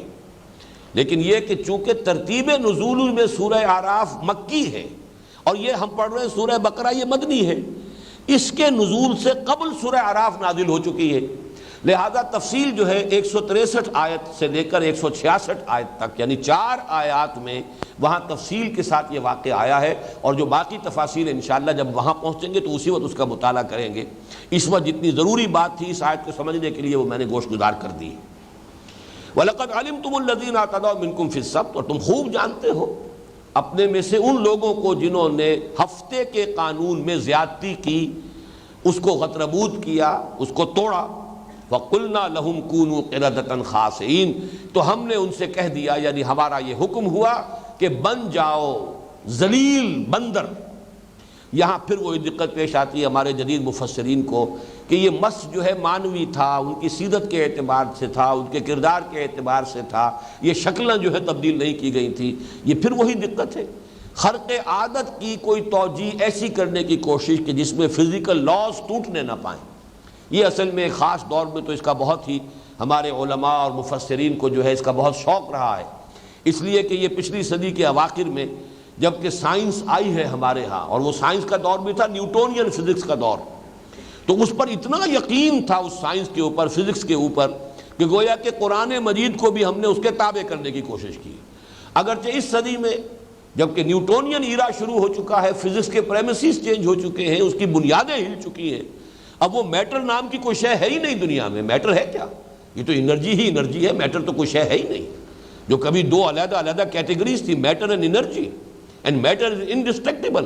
یہ ساری جتنی بھی باتیں تھیں وہ سب کی سب ہوا ہو چکی ہیں۔ لیکن کچھ لوگ ابھی تک اسی فضا میں رہتے ہیں۔ یہیں پر اسی مقام پر لیکچر دیا تھا گائے ایٹن صاحب نے، اور میں نے حیران رہ گیا تھا ان کی زبان سے یہ الفاظ سن کر کہ آپ یہ نہ سمجھیے یورپ کے لوگ بھی اکثر و بیشتر، مغرب کے لوگ، یورپ کے، امریکہ لوگ بھی، وہ بھی آج بھی نیوٹونین ایرا میں رہ رہے ہیں ذہنی اعتبار سے۔ یہ جو آئنسٹائن کا فلسفہ اور اس کے حوالے سے جو سارے فزکس کے معاملات میں انقلاب آ چکا ہے، یہ صرف فزسسٹ جو ہے، فزکس پڑھنے والے اور جو اس کے علماء ہیں، اس کے جو اسکالرز ہیں، وہ ان کو معلوم ہے۔ عام آدمی آج بھی نیوٹونین ایرا میں سانس لے رہا ہے، مغرب کا عام آدمی بھی۔ تو ہمارے ہاں تو ظاہر بات ہے کہ یہ صورت جو ہے اس سے بھی زیادہ شدید ہے، تو ہر چیز کی کوئی نہ کوئی جو ہے فزیکل توجیہ کرنے کی کوشش قطعاً کوئی ضرورت نہیں، شکلیں مسخ کی گئی ان کی، اور اس کے بعد آتا ہے روایات میں کہ 3 دن میں وہ سب کے سب ہلاک بھی ہو گئے۔ یہ مسخ جو ہے یہ اس معنی میں نہیں تھا کہ وہ مستقل پھر رہے ہوں، ان کو بندروں کی شکل میں تبدیل کیا گیا، کونوا قردۃ خاسئین، 3 دن تک وہ اس حالت میں رہے ہیں شدید کیفیت کے اندر، اس کے بعد وہ سب ہلاک ہو گئے۔ فَجَعَلْنَاهَا نَكَالًا لِمَا بَيْنَ يَدَيْهَا، تو ہم نے بنا دیا اسے نشان عبرت ان سب کے لیے بھی جو اس وقت موجود تھے سامنے۔ اب یہاں بھی نوٹ کیجئے، اگر شکل نہیں بدلتی تو نشان عبرت کیسے ہو جائیں گے؟ بندروں کی خاصیت، بندروں کی سی سیرت تو آج بھی لوگوں کے اندر ہے۔ میں نے یہ واقعہ کئی مرتبہ پہلے تو بیان کیا، بہت عرصہ ہو گیا اس کا تذکرہ نہیں ہوا، مولانا احمد علی صاحب کا جوانی کا دور کا واقعہ یہ، چونکہ اس زمانے میں نظر بند تھے یہ، اس نے وہ جو بھی انگریزوں کا دور تھا اور اس میں وہی ریشمی رومال کی تحریک کے ضمن میں ان کا بھی کہیں نام تھا، تو یہ لاہور میں لا کر نظر بند کیے گئے تھے۔ وہ نوجوانی کا دور جو ہے ان کا شیراں والا دروازے کے آس پاس جو ہے وہ گزرا ہے۔ وہ یہ بیان کرتے ہیں کہ ایک روز میں یہ ڈبی بازار کا علاقہ جو ہے، شیراں والا سے پیچھے سے ہو کر جب آتے ہیں تو وہ ڈبی بازار میں، اور یہ کشمیری بازار کا علاقہ ملحق ہے، کہ میں یہاں ایک روز کو دن کا وقت، دوپہر کے وقت میں کہیں گھوم رہا تھا تو ایک عجیب سا درویش ملا، اور اس نے کہا کہ میں کسی انسان سے ملنا چاہتا ہوں، مجھے کوئی پتہ دے سکتے ہو کسی انسان سے ملاقات کر سکوں؟ اب ان کا نوجوانی کا دور تھا، کہا کہ میں نے استہزائی انداز میں کہا یہ بھرا بازار ہے، آپ کو انسان نظر نہیں آ رہے؟ یہ سارے کون ہیں یہ سب جو چاروں طرف ہے، یہ چل رہے ہیں، سودا خرید رہے ہیں، دکانوں پہ سودا بیچ رہے ہیں، یہ انسان نہیں ہے؟ لیکن انہوں نے کہا اس شخص نے، نہیں مجھے تو کوئی انسان نظر نہیں آ رہا۔ اور اس وقت پھر مولانا احمد علی کہتے ہیں کہ میری عجیب کیفیت ہو گئی کہ میں نے جب دیکھا تو معلوم ہوا کسی دکان پر بندر بیٹھا، کسی پر سور بیٹھا ہے، کسی پر کوئی اور لنگور بیٹھا ہے، سب لوگوں کی جو مانوی سیرتیں تھیں وہ ظاہر ہو گئی ہیں۔ تو ہم اب بھی سیرت و کردار کے اعتبار سے تو کسی کے اندر وہ نقالی ہے، بندر والی نقالی ہے، کسی کے اندر اونٹ والا کینہ جو ہے وہ موجود ہے، کسی کے اندر حرص ہے، کسی میں حسد ہے، کسی میں بغض جو ہے، یہ ساری کی ساری بیماریاں مسلمانوں کے اندر۔ کوئی اتنا جو ہے یوں سمجھئے کہ صفاک ہے کہ بھیڑیا ہے اصل میں انسانی شکل کے اندر، اس قدر بے رحم بھیڑیوں کی طرح۔ تو اس اعتبار سے مانوی مس تو آج بھی موجود ہے، ہر حال میں موجود ہے۔ کوئی بندر ہے، کوئی سور ہے، کسی کے اوپر جو ہے جنسی جذبہ اتنا سوار ہے کہ وہ سور بن چکا ہے اپنی سیرت و کردار کے اعتبار سے، لیکن ہے وہ انسانی شکل میں۔ تو اصل میں نکال کا لفظ آیا ہے، وہ ان کے لیے نشان عبرت بن گئے۔ نشان عبرت تو بغیر شکل کی اور صورتوں کے مس کے بغیر نشان عبرت کا لفظ جو ہے وہ اس کے ساتھ جو ہے پوری طریقے سے مطابقت نہیں رکھتا۔ فَجَعَلْنَاهَا نَكَالًا لِمَا بَيْنَ يَدَيْهَا وَمَا خَلْفَهَا، اور پھر یہ واقعہ چونکہ ان کے ہاں بہت عرصے تک جو ہے اس کی یاد باقی رہی، تو ان کے بعد والوں کے لیے بھی، پیچھے آنے والوں کے لیے بھی وہ ایک نشان عبرت بنا رہا۔ وَمَوْعِظَةً لِّلْمُتَّقِينَ، اور پھر یہ کہ وہ اہل تقوی جن کے دلوں میں اللہ کا خوف ہے ان کے لیے نصیحت کا ذریعہ بنا، مجرموں کے لیے نشان عبرت اور اہل تقوی کے لیے موعظت اور نصیحت کو اخذ کرنے کا معاملہ۔ جیسے کہ حضور نے فرمایا السعید من وعظ بغیرہ، اصل میں سعادت مند وہ ہے جو دوسرے کو دیکھ کر اس سے نصیحت اخذ کر لے، اس سے اپنے لیے جو ہے وہ عبرت پکڑے اور اپنی روش کو درست کر لے۔ اب اس کے بعد جو واقعہ آ رہا ہے، اور بلکہ یہ واقعہ ایک ہے لیکن یہاں 2 واقعات کی شکل میں اس کو بیان کیا جا رہا ہے، یہ ذرا طویل ہے، اس میں ذرا ہم ترجمہ پہلے کر لیتے ہیں، پھر اس کے بارے میں مفصل گفتگو کریں گے۔ وَإِذْ قَالَ مُوسَىٰ لِقَوْمِهِ إِنَّ اللَّهَ يَأْمُرُكُمْ أَن تَذْبَحُوا بَقَرَةً، اور یاد کرو جب کہ کہا تھا موسیٰ نے اپنی قوم سے، یقیناً اللہ تمہیں حکم دے رہا ہے کہ ایک گائے کو ذبح کرو۔ یہ بقرہ جو ہے عربی زبان میں اگرچہ گائے کے لیے آتا ہے اور اس کا نر جو ہے مذکر وہ سور کا لفظ موجود ہے بیل کے لیے، لیکن عام یوسیج میں نر اور مادہ دونوں کے لیے بھی بقرہ کا لفظ استعمال ہو جاتا ہے۔ اس لیے بعض لوگوں کا خیال، بعض لوگوں نے ترجمہ بیل کیا ہے یہاں، لیکن یہ کہ اس سے آگے چل کر جب بات آتی ہے عوان بین ذالک، نہ بکر ہو تو یہ کہ بن بیاہی ہو بچیا، وہاں ثابت ہو جاتا ہے کہ یہاں مراد بیل نہیں بلکہ گائے ہے۔ ایک گائے ذبح کرو۔ قالوا اتتخذنا ہزوا، انہوں نے کہا کیا آپ ہمارا مذاق اڑا رہے ہیں، ہم سے استہزاء کر رہے ہیں، تمسخر کر رہے ہیں، یہ کیا بات آپ نے کہی کہ گائے ذبح کرو؟ قال اعوذ باللہ ان اکون من الجاہلین، حضرت موسیٰ نے فرمایا میں اللہ کی پناہ میں آتا ہوں اس سے کہ میں جاہلوں میں سے بنوں۔ یہ مذاق کرنا، استہزاء کرنا، یہ نبی کی شان نہیں ہوتا۔ ایک جان لیجئے ایک مزاح ہوتا ہے، لطیف انداز کا مزاح، وہ اور شے ہے۔ مذاق اور استہزاء اور تمسخر یہ تو کسی شریف انسان کے بھی شایان شان نہیں کو جائے کہ نبی اور جلیل القدر نبی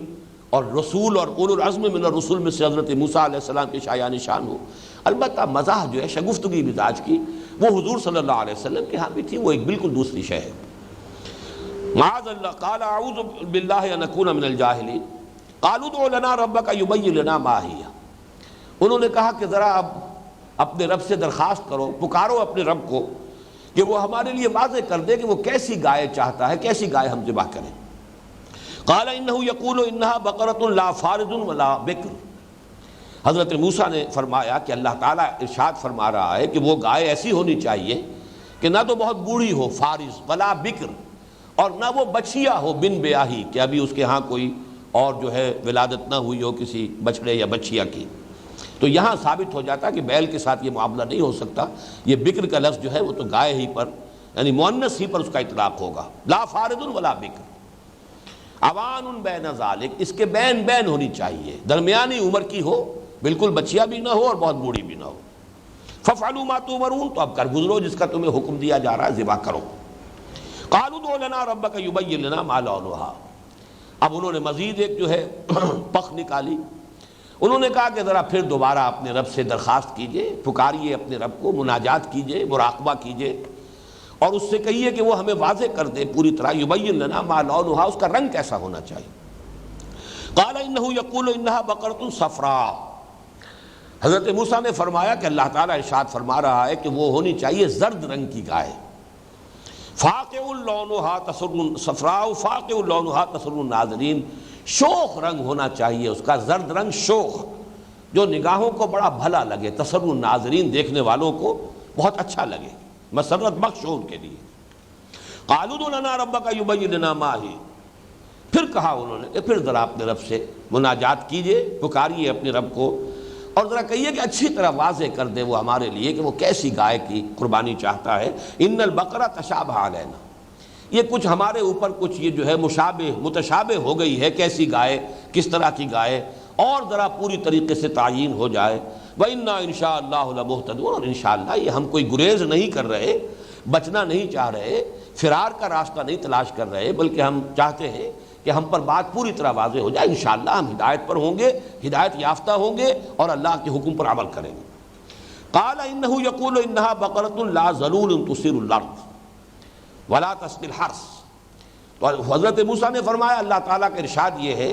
کہ وہ ایسی گائے ہونی چاہیے کہ اس سے کوئی کام نہ لیا جاتا ہو، کمیری گائے نہ ہو، تثیر الارض، نہ تو وہ ہل میں جوتی جاتی ہو، ہمارے ہاں یہ کام صرف بیلوں سے لیا جاتا ہے، اسی لیے شاید بعض حضرات کو خیال ہوا کہ شروع میں ترجمہ انہوں نے بیل کیا ہے، لیکن یہ کہ دوسری جگہوں پر گائیں جو ہیں وہ بھی اس میں استعمال ہوتی ہیں۔ لا ذلول تثیر الارض، نہ تو یہ کہ وہ کمیری ہو اس معنی میں کہ اس کو ہل میں جوتا جاتا ہو کہ وہ ہل چلائے زمین میں، ولا تسقی الحرث، اور نہ ہی وہ کسی رہٹ کے اندر جوتی جاتی ہو کہ اس سے وہ کھیتی کے اندر جو ہے سیراب کرے پانی، کسی رہٹ کو چلائے اور اس سے جو ہے پانی کسی کھیتی کے اندر سیراب کیا جائے، یا جیسے کہ بڑے گہرے کنوؤں میں سے کھینچے جاتا ہے پانی ڈول بڑا سا لے کر، اور وہ بیل جو ہے دور تک رسے کو کھینچتے ہوئے چلے جاتے ہیں، تو نہ تو ان کسی کاموں میں سے اس کا کوئی حصہ نہیں ہونا چاہیے۔ مسلمۃ لا شیۃ فیہا، اور دیکھو پوری طرح سالم یک رنگ ہونی چاہیے، اس میں کسی دوسرے رنگ کا کوئی دھبا نہ ہو۔ قالوا لا جئت بالحق، انہوں نے کہا کہ اب آپ نے بات پوری طرح واضح کر دی، اب آپ صحیح بات جو ہے آپ کی طرف سے اس کی پوری وضاحت ہو گئی۔ فذبحوها وما كادوا يفعلون، تب انہوں نے ذبح کیا اسے اور وہ ہرگز کرنے والے نہیں تھے۔ اب اس میں ذرا سمجھ لیجئے کہ اس کا پس منظر کیا ہے۔ واقعہ جو ہے اصل میں ایک واقعہ ہے جس کو دو واقعوں کی شکل میں چونکہ یہاں بیان کیا جا رہا ہے، میرا خیال ہے بہتر یہ ہے کہ وہ دوسرے واقعے کو بھی ہم ترجمے کی حد تک مکمل کر لیں، پھر اس پر گفتگو کرتے ہیں۔ وَإِذْ قَتَلْتُمْ نَفْسًا، اب یہاں وَإِذْ قَتَلْتُمْ نَفْسًا سے متبادر یہ ہوتا ہے ظاہرہ کہ یہ دوسرا کوئی واقعہ، علیحدہ واقعہ ہے۔ وَإِذْ قَتَلْتُمْ نَفْسًا، ذرا یاد کرو جب کہ تم نے ایک جان کو قتل کر دیا تھا، فَادَّارَأْتُمْ فِيهَا، پھر تم نے اس میں ایک دوسرے پر الزام بازی شروع کر دی، فتداراتم فیہا اصل میں یہ ہے، لیکن یہ کہ تے اس کے ساتھ مدغم ہو گئی ہے دال کے ساتھ، فداراتم فیہا، تو تم نے ایک دوسرے پر الزام تراشی شروع کر دی، انہوں نے کیا ہوگا، اس نے کیا ہوگا، اس نے کیا ہوگا، اور اس کا جو قاتل جو ہے اس کا سراغ نہیں مل رہا تھا۔ واللہ مخرج ما کنتم تکتمون، اور اللہ تعالیٰ تو نکال کر رہنے والا تھا وہ شے جسے تم چھپا رہے ہو، ظاہر کرنے والا تھا اس شے کو جسے تم چھپانا چاہتے تھے۔ فَقُلْنَا اضْرِبُوهُ بِبَعْضِهَا، تو ہم نے کہا کہ اب ذرا ضرب لگاؤ اس مقتول کو اس ذبح شدہ گائے کے ایک حصے سے،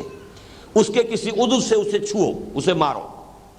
کذالک یحیی اللہ الموتیٰ، اسی طریقے سے اللہ تعالیٰ مردوں کو زندہ کرے گا، ویریکم آیاتہ لعلکم تعقلون، اور اللہ تمہیں اپنی آیات دکھا رہا ہے تاکہ تم عقل سے کام لو، سمجھ سکو، اور تم ان باتوں کا فہم اور تفقہ حاصل کر سکو۔ یہ ہے اصل میں جو دو واقعات کی شکل میں یہاں آیا، اس میں تقریباً اجماع ہے مفسرین کا، یہ ایک ہی واقعہ ہے، اور واقعہ یہ ہے کہ ان کے ہاں، اور یہ زمانہ حضرت موسیٰ علیہ السلام کا ہے، تو جان لیجئے ابھی ان کے ہاں حکومت قائم نہیں ہوئی، بلکہ ابھی صحرائے سینا ہی کے اندر وہ جس کو کہ قرآن مجید میں سورہ مائدہ میں کہا گیا یتیہون فی الارض، ابھی یہ صحرائے تیہ ہی کے اندر بھٹک رہے ہیں، اور 6 لاکھ کی نفری تھی جو مصر سے نکلی ہے۔ اس کے بعد فرض کیجئے کہ درمیانی عرصے تک پہنچ گئے تو 20 برس میں اور ان کی تعداد کتنی بڑی ہوگی۔ تو چونکہ 12 قبیلے تھے تو جہاں پڑاؤ ہوتا تھا تو ہر قبیلے کا علیحدہ علیحدہ پڑاؤ ہے، تھوڑا تھوڑا ان کے درمیان فصل ہوتا تھا، وہاں ایک قتل ہو گیا کسی اسرائیلی کو، کسی اسرائیلی ہی نے ظاہر بات ہے قتل کر دیا، لیکن یہ کہ اب قاتل کا سراغ نہیں مل رہا تھا، کہیں پڑی ہوئی وہ لاش ملی۔ اب اس لاش کے بارے میں سوال پیدا ہوا کہ اس کے قاتل کی کیسے تلاش کی جائے۔ اس کے ضمن میں معلوم ہوتا ہے کہ حضرت موسیٰ علیہ السلام نے کہا کہ گائے ذبح کرو، اور گائے کے ذبح کرنے کے اندر ایک مصلحت یہ سامنے آ گئی کہ چونکہ یہ مصر میں جب رہے تھے، اور مصر میں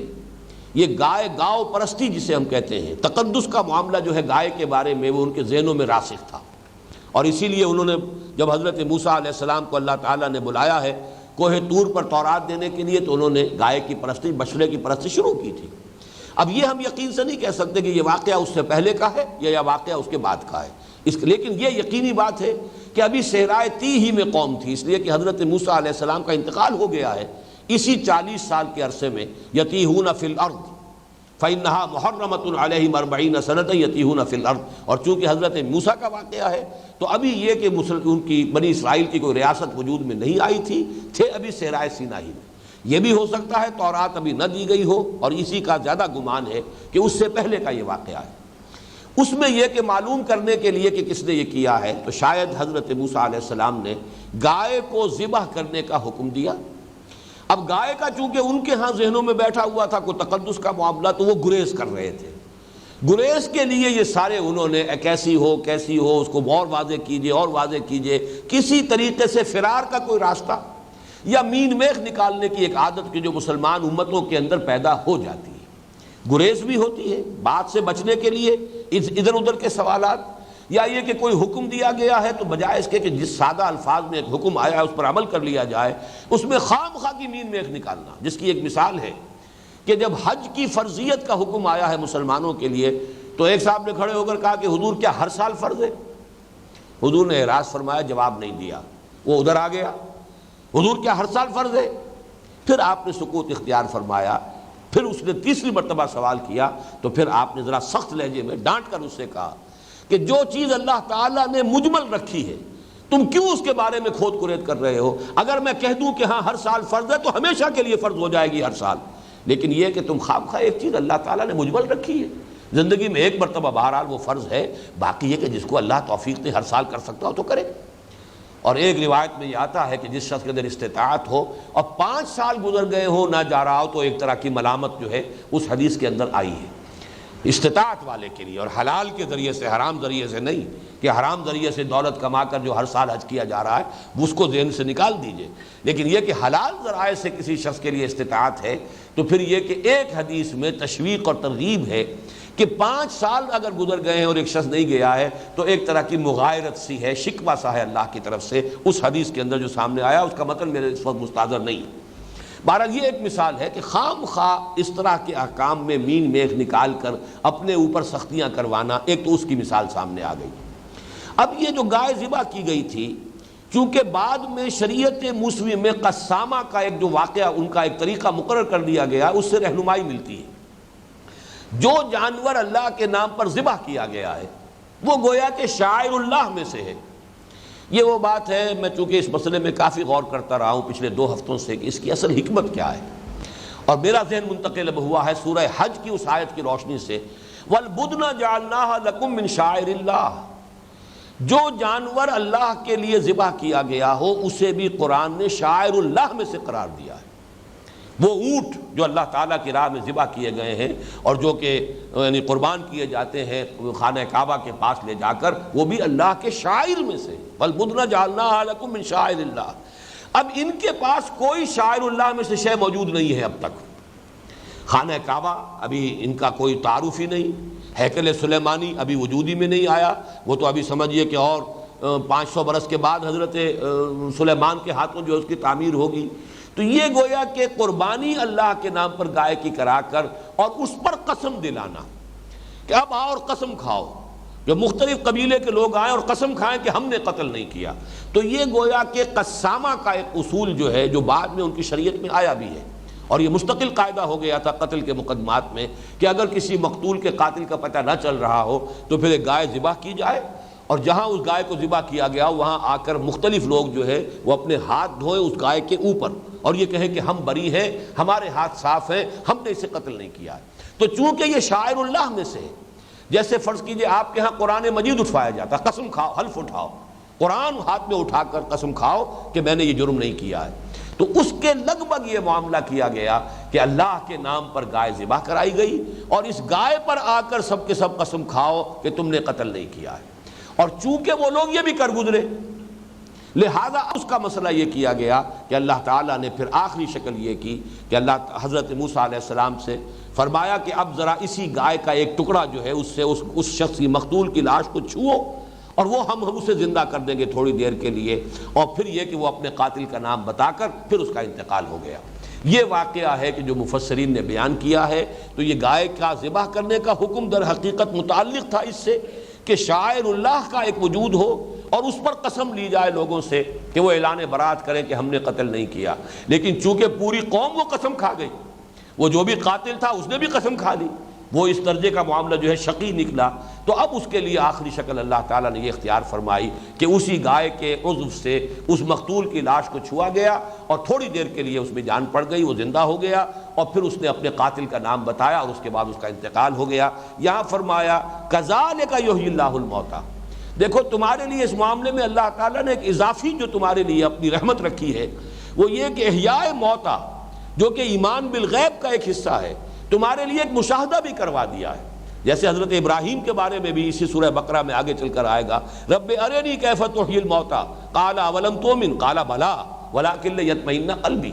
اگر مشاہدہ کرا دیا جائے تو کیا کہنے ہیں، پھر جو یقین پیدا ہو جائے گا وہ ظاہر بات ہے کہ محض صرف یہ کہ کہنے سے وہ بات شاید اس درجے تک نہ پہنچ پائے۔ کذالک یحیی اللہ الموتیٰ ویریکم آیاتہ، اسی طرح اللہ تعالیٰ مردوں کو زندہ کر دے گا، تمہاری نگاہوں کے سامنے جو ہے مقتول کی لاش میں جان پڑی، اس نے اپنے قاتل کا نام بتایا، اس کے بعد پھر اس کی موت واقع ہو گئی، ویریکم آیاتہ، اور اللہ تعالیٰ تمہیں اپنی نشانیاں دکھا رہا ہے، لعلکم تعقلون، تاکہ تم عقل سے کام لو۔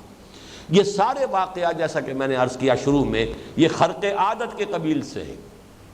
ان کی توجیح جو ہے اس طرح کرنا کہ وہ قانون طبعی کے مطابق نظر آئیں، اس کا تکلف میرے نزدیک قطعاً غلط ہے۔ یہ تمام واقعات خرق عادت نوعیت کے ہیں، اور یہ چونکہ ابھی نسل انسانی بحیثیت مجموعی عہد طفولیت میں تھی ذہنی اعتبار سے، لہذا اس دور میں یہ واقعات ہمیں پے بپے مل رہے ہیں، یہ ہمیشہ کی چیزیں نہیں ہیں۔ شریعت محمدی جب آئی ہے صلی اللہ علیہ وسلم، اور جب قرآن اور دین کی تکمیل ہوئی ہے، تب یہ کہ ان چیزوں کی بجائے سیدھی سیدھی بات عقل سے سمجھو، اپنے عقل کو اور تفقہ اور جو بھی اللہ تعالیٰ نے تمہیں صلاحیت دی ہے ذہنی اور فکری، اس کے حوالے سے حقیقت کو سمجھو اور حق کا اتباع کرو۔ اب اس کے بعد وہ آیت آ رہی ہے کہ یہ جو دائمی، جیسے کہ پہلی آیت تھی ہمیشہ کے لیے دائمی بات، کہ کبھی یہ نہ سمجھنا کہ کسی امت میں ہونے کی وجہ سے تمہاری نجات ہو جائے گی، نجات ہے ایمان اور عمل صالح پر۔